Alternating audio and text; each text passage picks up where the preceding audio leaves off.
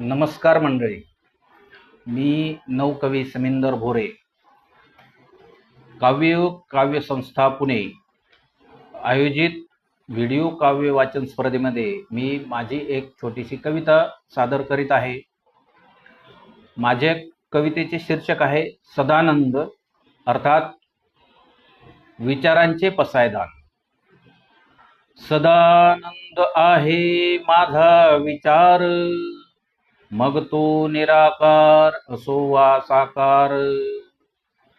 सदानंद आहे माझा विचार, मग तो निराकार असो वा साकार.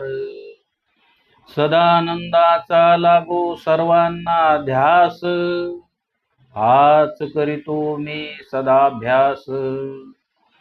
विचार शुद्ध तर फळामध्ये वृद्धी, वाढता आलेख तन मन बुद्धी.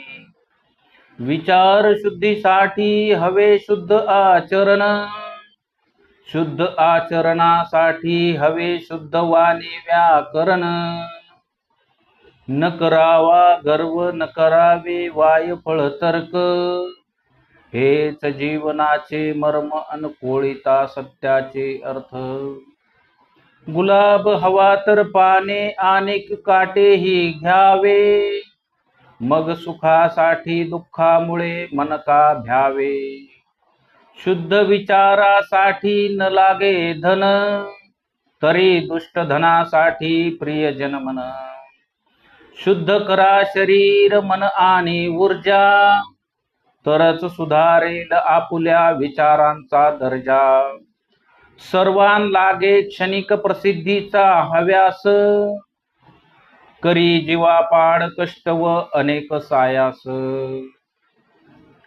जीवन क्षणभंगूर आहे सर्वज्ञात, तरी विचारांची बदले ना कात. पुण्याचा होतो संचय पापाचा भरतो घडा, कर्म होते विचारांचे अन प्रारब्धाशी पीडा. विचारच स्वप्नी अन विचारच मनी, कसे वाहावे सत्कर्म आपुल्या हातुनी. विचारांनीच विचारावर करावी मात, त्यासाठी व्हावी एकजूट कायनात. विचारांचा कुंभमेळा करावे गंगा स्नान, दुविचार सोडून मिळवावे आत्मज्ञान.